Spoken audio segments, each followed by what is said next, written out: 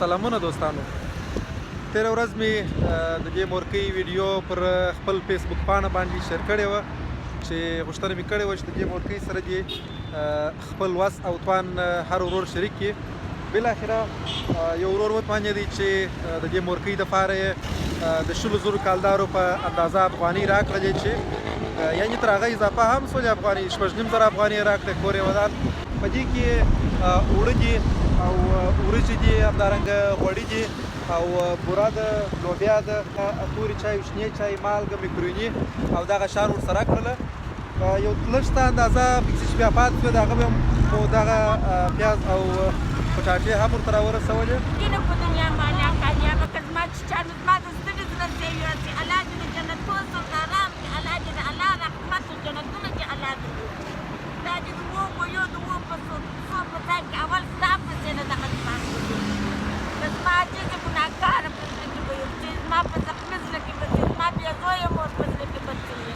دغه دې د اوو ګویو د اوو پسو د اوو خیراتو په ځای کې دې الله دې بلکې چې زما اجماع ته رارسوي او په دې فرض روژه په دا ګټه روژه کې زما یوه دانه پیاز په وله بله که کور ته یا وړې دي یا مې په ګودران پر لور دي دغه ماچو ته ولاړ یم دغه ځوان الله راباندې مهربانه کړي، اول الله پسې ته شي نو په دې نو په دنیا کامیابه شي. زوی یې مه خرابېږي، اباد دې په خدای وکړي یاست تر دغه دې له خدای قدرت و برکته چې کور دې سپین وي خوند وي کور دغه اهل زور برابروم د دغه د په سره ته ناست تم شي به مې دا بېرته بیا ووینې زه یې راسره ولاړ بس چې ویې وینې والا د ګډ باندې ښایسته یادونه یې چې ویې وینې خواږه زه بېرته ورسره مړه چړوزم په دغه ځای ته مې وینې ولاړ یم د ماښام اذانونه پر ما اوس دغه مرغړو په ماجد کې زه لمونځ وکړم بیا هغه ځای ته بیا زه ځم تر هغه ساعته زه کړی یم چې وینه کوله د مؤمنانو برابره وم.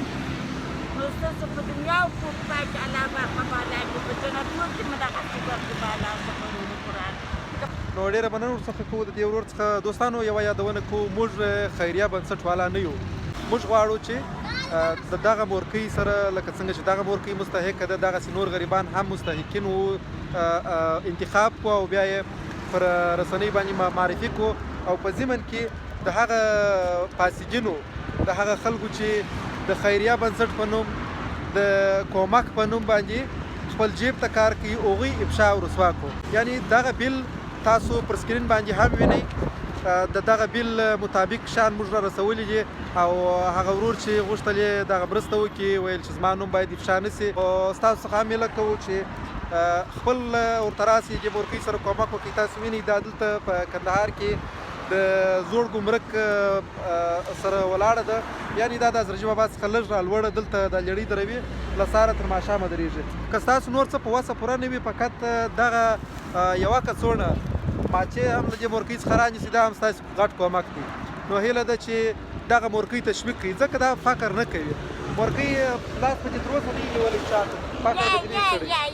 یا زما چیچیه پلار مې کومې فقر نه دا پنځم کال یې دغه ګاډۍ د مورکه جانه ولاړه. بالکل بالکل بالکل دغه سړک باندې دغه کار ته سهار راووتم خو دغه سړک دی بیا کڅوړه ګاډۍ ته ودرېدم زما ټک رازانه ولاړه. بالکل بالکل دا مورکۍ باید پر دې خپل کار باندې پر دغه هڅه باندې چې دا مورکۍ دومره احساس لري چې یعنې فقر باید ونه کړه، خواري وکړه د خپلو اولادونو لپاره.